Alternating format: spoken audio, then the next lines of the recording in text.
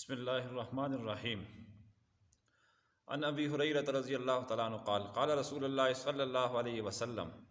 من سبح اللہ فی دبر کل صلاۃ ثلاثا وثلاثین وحمد اللہ ثلاثا وثلاثین وکبر اللہ ثلاثا وثلاثین فتلک تسعۃ وتسعون وقال تمام المئة لا الہ الا اللہ وحدہ لا شریک لہ لہ الملک ولہ الحمد وهو على كل شيء قدیر غفرت خطاياه وإن كانت مثل زبد البحر رواہ مسلم۔ حضرت ابو ہریرہ رضی اللہ تعالیٰ عنہ فرماتے ہیں کہ جناب نبی کریم صلی اللہ علیہ وسلم نے فرمایا کہ ہر فرض نماز کے بعد جو بندہ 33 مرتبہ سبحان اللہ کا کلمہ کہے اور 33 مرتبہ الحمدللہ کا کلمہ کہے اور 33 مرتبہ اللہ اکبر کا کلمہ کہے تو یہ 99 عدد بن گئے ہیں، اور 100 کا عدد پورا کرنے کے لیے ایک مرتبہ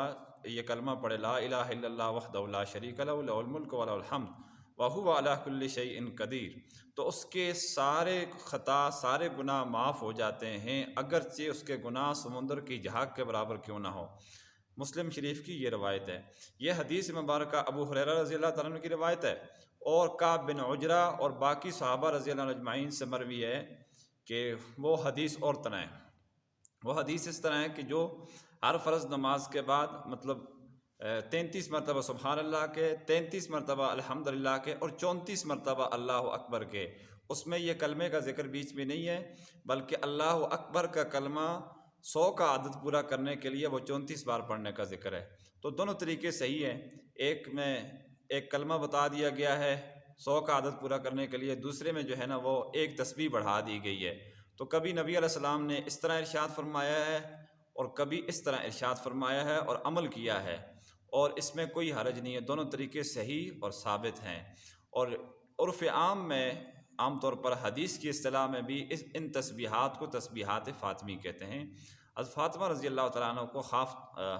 کو خاص طور پر آپ صلی اللہ علیہ وسلم نے یہ ارشاد فرمایا تھا کہ تم یہ پڑھ لیا کرو۔ بعض دوسری احادیث مبارکہ کے اندر یہی کلمات اور یہی کلمہ رات کو سونے سے پہلے پڑھنے کا حکم دیا گیا، 33 مرتبہ سبحان اللہ، 33 مرتبہ الحمدللہ، 34 بار اللہ اکبر، اور یہ کلمہ بھی ایک مرتبہ اگر پڑھ لے تو حدیث پہ عمل ہو جائے گا، کوئی حرج نہیں، اور اللہ تعالیٰ کی طرف سے تمام کام بندے کے پورے ہو جائیں گے، دنیا آخرت کی خیر و برکت، بھلائی اور عافیت نصیب ہوگی۔ اللہ تعالیٰ ہم سب کو ان احادیث مبارکہ کے اوپر عمل پیرا ہونے کی توفیق عطا فرمائے۔ وآخر دعوانا ان الحمدللہ رب العالمین۔